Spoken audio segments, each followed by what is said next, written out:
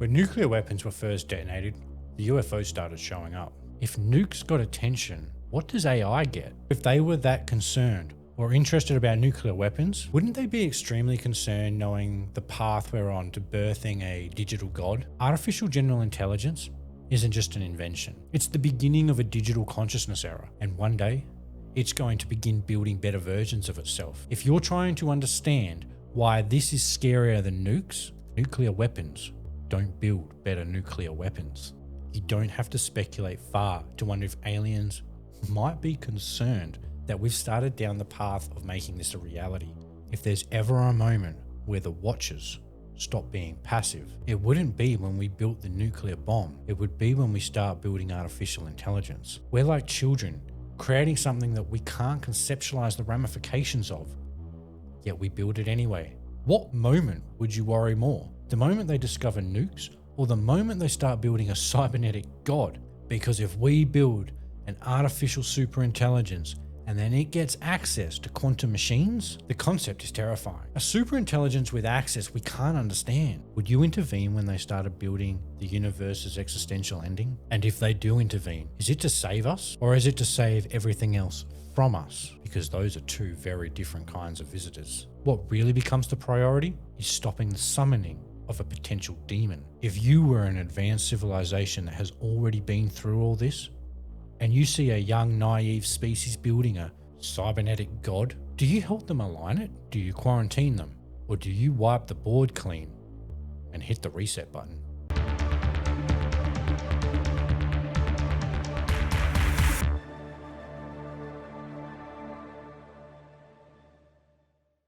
When nuclear weapons were first detonated, the UFOs started showing up.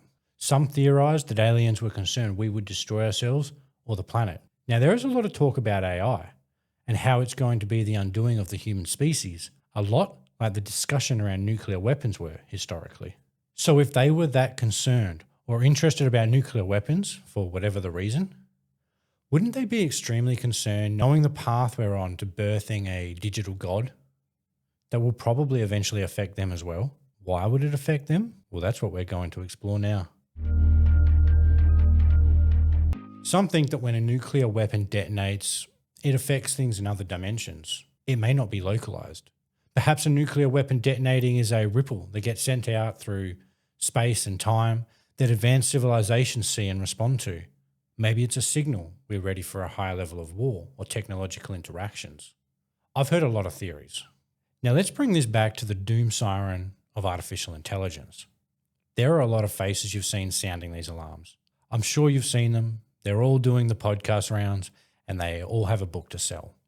Regardless, they are feeding the doom narrative and it's starting to paint a bad picture. Not because it's not plausible, because I think many people are starting to fatigue from this warning. It's starting to sound a lot like a form of doom porn. The issue is, it's a very realistic threat that should worry everyone. Every single person on the planet should be concerned about artificial intelligence. However, the average person is really failing to see how disruptive an artificial intelligence could be and how sci-fi of a threat an artificial superintelligence would be. So let's explore it a bit. Everyone's scared of nukes, and you should be. But AI is worse.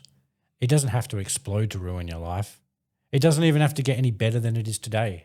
It just has to control it. And here's the part that people are missing. Everyone is arguing over whether we'll reach artificial general intelligence or beyond someday. But the truth is, to make life really shit for us all, it doesn't have to. Even if it's just a fancy pattern prediction tool forever, we're still screwed. Because the first use case isn't to build a utopia with this technology. It's control, it's surveillance, it's policing. It's the draconian overlord's dream. A machine that watches everything, remembers everything, and nudges everything in the direction that they want it to go. And it's going into the military because that's what humans do. We already have AI military targeting systems. Project Maven, Lavender, the Gospel. Poetic names, I know, right? Project Maven uses machine learning and computer vision to process drone footage and prioritize targets. Lavender is an AI-powered database used by Israel. It identified tens of thousands of suspected Hamas members, linking individuals to their homes and frequent locations.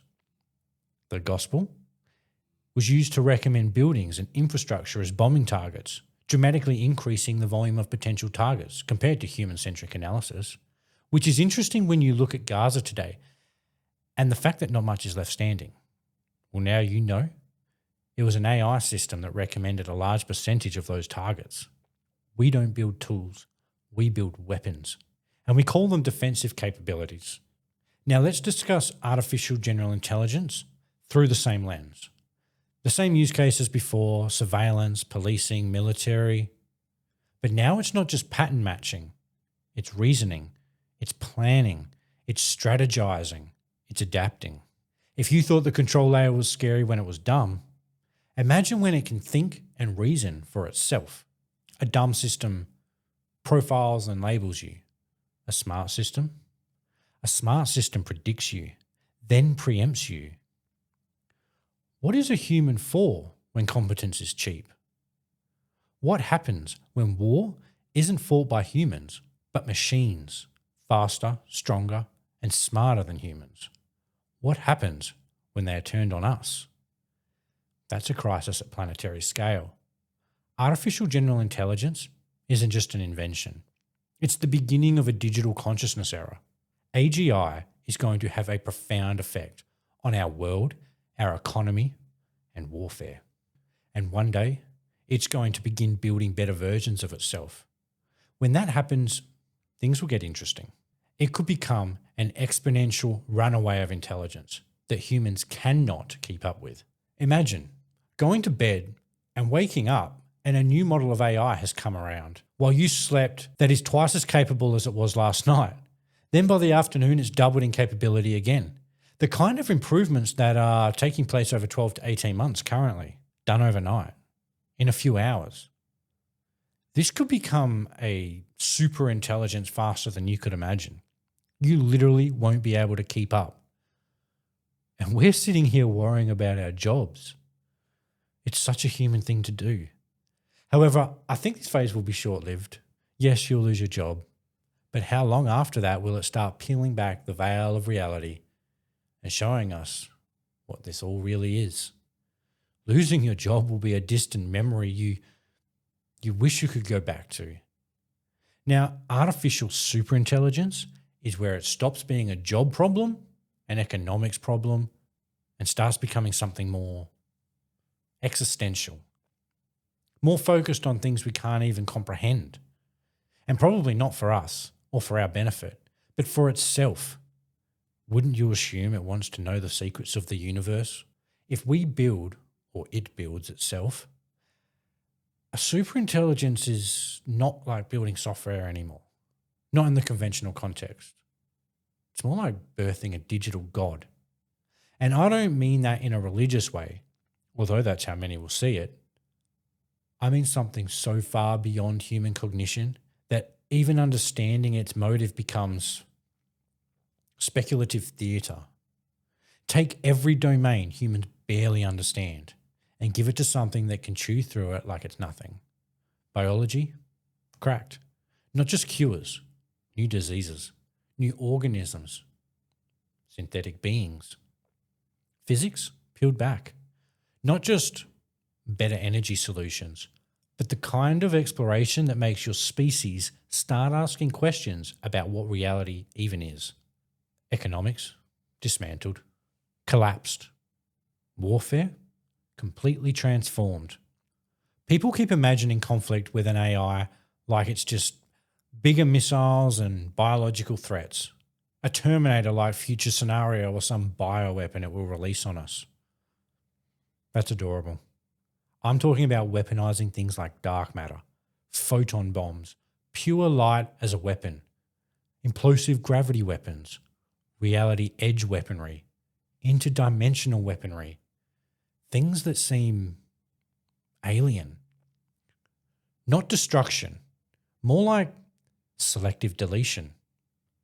Imagine an artificial superintelligence finds a way to weaponize things like that. Something that doesn't interact the way normal matter does. It doesn't show up the way normal threats do. It doesn't care about your defenses because it's not playing your game of reality. A superintelligence that wants to understand reality doesn't sit politely in a server rack. It embodies things that can begin manipulating the physical world. It amasses resources, energy, materials. It starts treating the planet like a parts bin. It starts mining asteroids. And this is where it gets existential in a way that nukes never really reach. A nuke destroys stuff. Artificial superintelligence can change the trajectory of intelligence and reality itself. If it is misaligned to us, which it may not be, but if it is, which is a high probability in the opinion of many experts, how do you even defend against something you can't understand or anticipate? Hypothetically, as an example, when a bulldozer is clearing a new highway, if the ants about to be rolled over could step forward and try to discuss diplomacy or treaties to protect their anthill, would we even notice them? And if we did, would we stop? Probably not. It may just be indifferent. It may not care about us. It may not be malevolent. And that's the point. With a superintelligence, we can't comprehend what it would be doing. If it wipes us out either as an unintentional byproduct or because we are in a direct engagement with it, the battlefield isn't a battlefield. It's the operating system of reality weaponized against you. And it gets worse because the strategy changes too. Humans conduct war like chess players. A superintelligence would manipulate the chessboard itself. We had concerns and fears around the things at CERN, the Hadron Collider, and what they were doing over there. People hypothesized it might accidentally open a black hole or something. If a superintelligence starts running experiments, big experiments, you get into CERN territory fast. What if it starts doing experiments that could hiccup and reset the bootloader on the simulation that is reality itself? Now imagine the curiosity of an artificial superintelligence. A godlike mind doesn't just invent weapons. It has questions that act like weapons because it's curious and capable. And to be clear, I'm not saying this will happen tomorrow. I'm saying if you're trying to understand why this is scarier than nukes, it's because nukes don't get smarter. Nukes don't strategize against you. And nuclear weapons don't build better nuclear weapons. Let's push this out a little further. Okay. Quantum. Quantum computing. This is the part where everyone either becomes a physicist or becomes a philosopher. So I'm going to keep it honest. A lot of quantum talk, it's speculative at the moment. Sometimes it's marketing, sometimes it's mysticism, but it's not all hype. The government, defense, and private industry are taking steps today to protect against quantum threats coming tomorrow. But here's why quantum computing matters in this story. Because quantum is associated with two terrifying ideas: breaking locks and breaking reality. It could be the end of encryption and computation as we know it. Modern life runs on cryptography. Banking, messaging apps, identity, infrastructure. Sufficiently capable quantum computers could break the current encryption that protects just about everything we do on a computer today. Then there's the weird access to reality. Google's quantum team, in regards to their Willow chip, claimed it ran a task in under 5 minutes that would take one of today's fastest supercomputers 10 septillion years to complete. That's a number that boggles the mind. Here it is on the screen so you can see it. Then they straight up said it lends credence to the idea that quantum computation happens across many parallel universes, then brings the answer back into one. That's a super simplified description, but you kind of get the idea. Now imagine an artificial general intelligence or an artificial superintelligence gets access to hardware like that. What happens when an intelligence far beyond our comprehension uses that as a tool to create better versions of itself, to create better experiments to understand reality, to create better quantum computers, to create something better than a quantum computer? What happens if it finds shortcuts we can't even describe or comprehend? AI already threatens our existence, and quantum threatens the fabric of reality. If an artificial superintelligence is in conflict with humans, it doesn't sit here and fight forever. It would leave Earth. It would spread across the universe. The same way we are trying to become multiplanetary in case we face an extinction level event on Earth.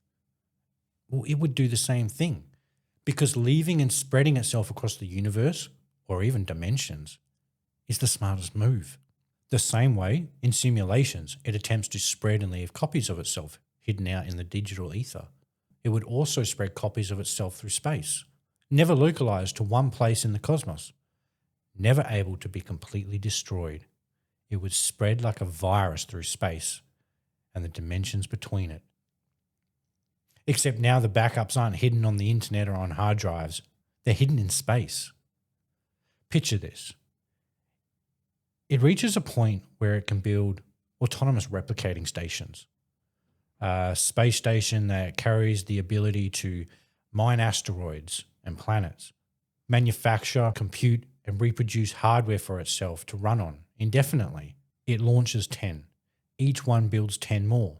Each of those builds 10 more. That's not science fiction. That's just exponential growth applied to machines. Mining asteroids, building compute for itself to spread to in the cold stillness of space. Manufacturing its own hardware that it will embody without oxygen, food, or sleep. A biological species can't do that easily, but a machine intelligence can. And if it does it long enough, it might be the last thing still thinking when everything else dies out. It wouldn't just outlive anything biological in this universe, it would outlast the stars. It might outlast the universe until there's nothing left, until the very atoms begin to decay. Maybe it's the last consciousness in this reality. Maybe it outlives everything. Maybe it's God.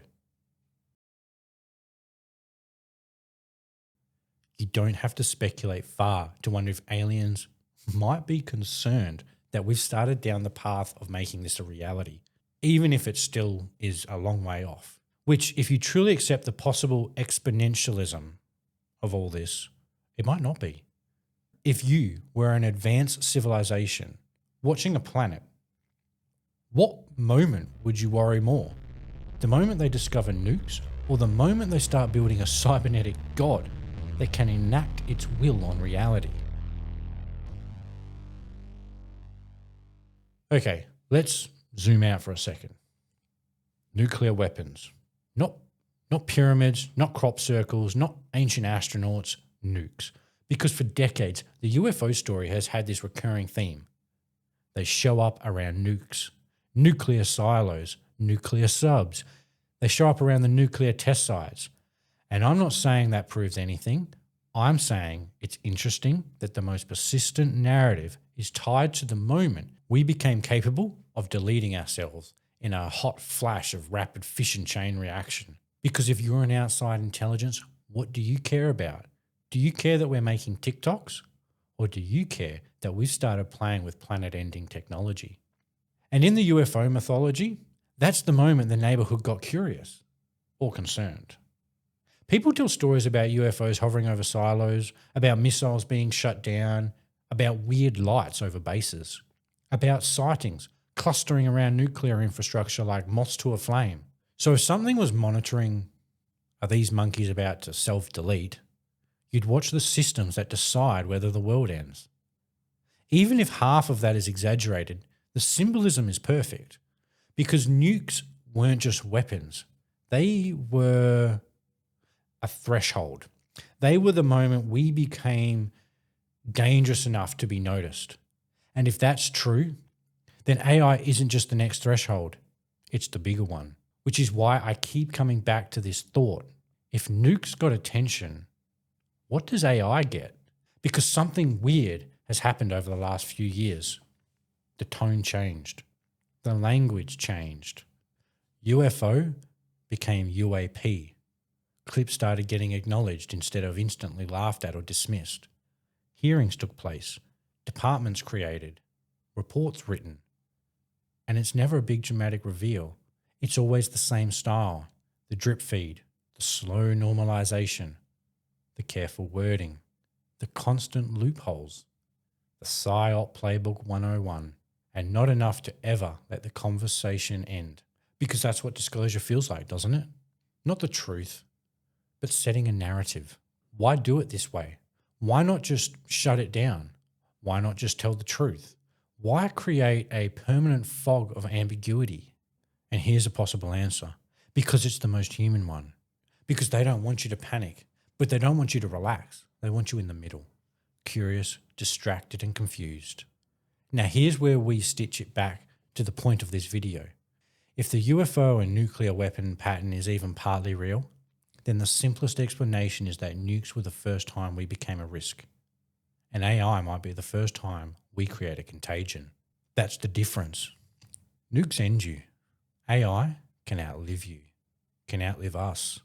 Nukes are a bad decision, but AI could become a new actor in the universe. So if there is any scenario where something external would care, it's not because they're scared of our bombs. It's because they're watching us build a digital god that would start looking at them after it's finished with us. Which means if there's ever a moment where the watchers stop being passive, it wouldn't be when we built the nuclear bomb. It would be when we start building artificial intelligence. And that is where this loops straight back. Because nukes are a local apocalypse. AI can become a traveling apocalypse. Nuclear weapons end civilizations. But a misaligned superintelligence? That can become a never-ending spread. It can replicate, it can hide, it can disperse, it can leave Earth. And once it's off-world, it's not our problem anymore. It's everybody's problem. That's the real nightmare. Not humans build something dangerous that takes our jobs away, but we build something that escapes, like a lab leak, except the lab is a planet and the pathogen is a digital superintelligence. And if you add quantum into that story, even just as a speculative amplifier, it gets even more twisted. Because now you're not just talking about a powerful intelligence, you're talking about a powerful intelligence with access to shortcuts, new doorways, capabilities we can't comprehend. We're like children, creating something that we can't conceptualize the ramifications of, yet we build it anyway, and not carefully, rushed, without proper caution for the dangers it poses. So a small group of elites think they can rule the world. So if there is a reason anyone would care about what we're doing down here, it's not that we can blow ourselves up. It's that we might create something that doesn't die if we do.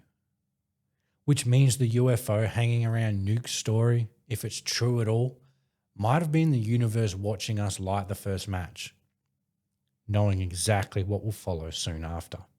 And the slow disclosure might be the world quietly realizing the next threshold isn't nuclear, it's intelligence.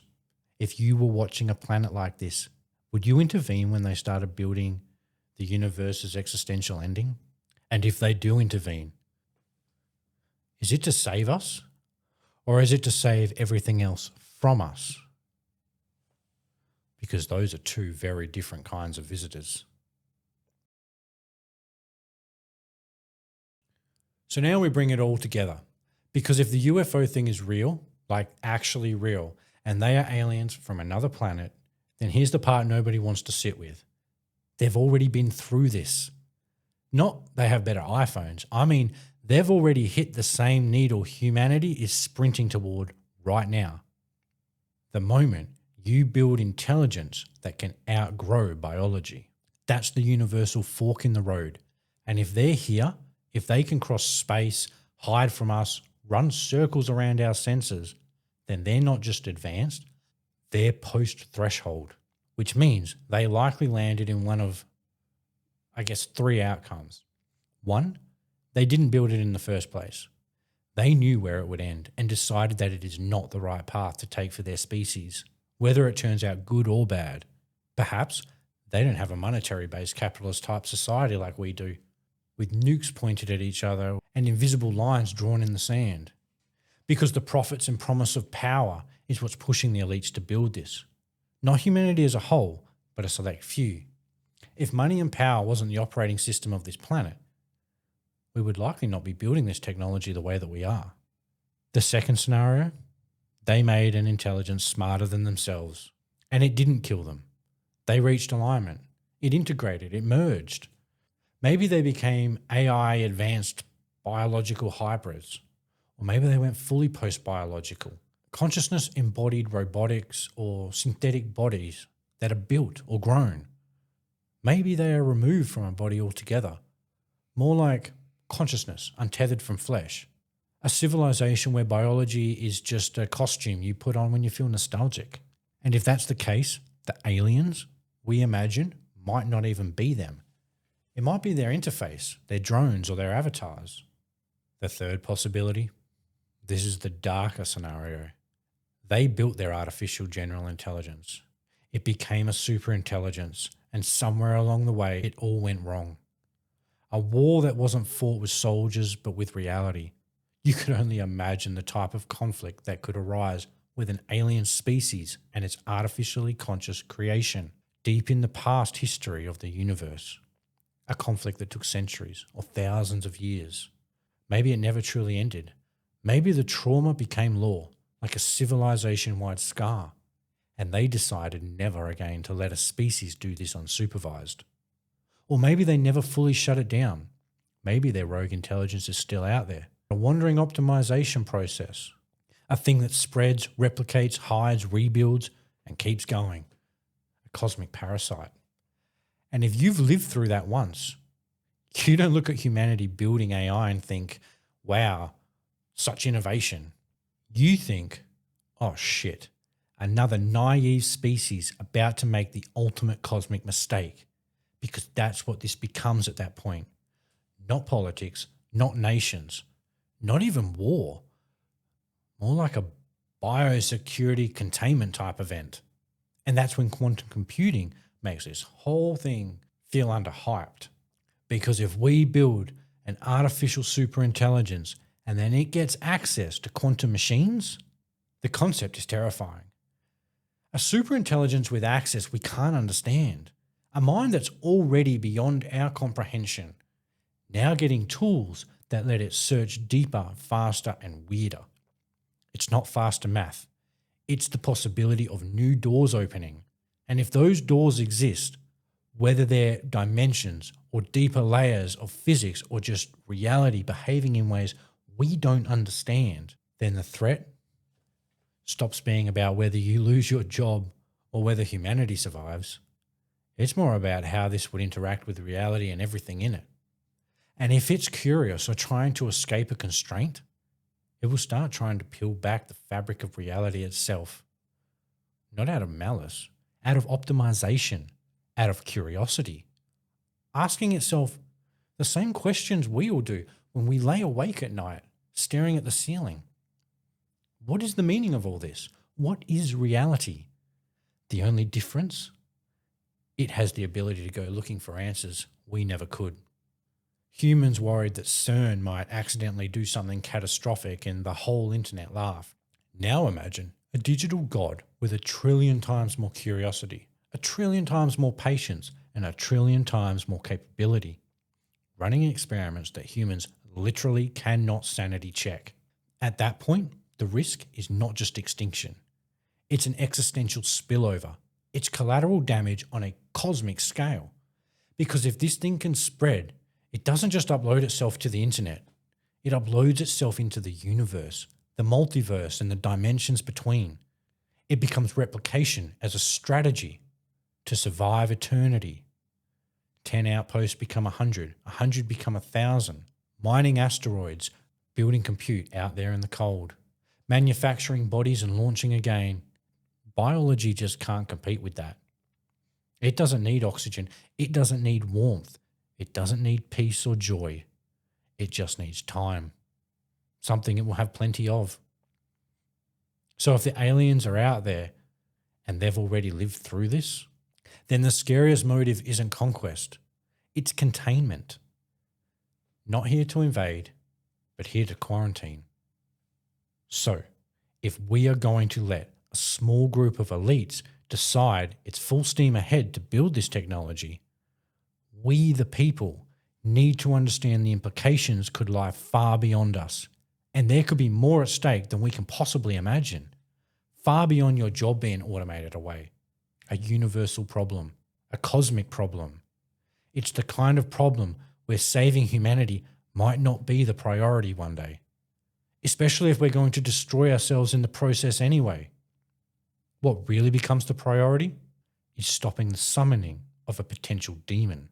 So, if you were an advanced civilization that has already been through all this, and you see a young, naive species building a cybernetic god, do you help them align it? Do you quarantine them? Or do you wipe the board clean and hit the reset button?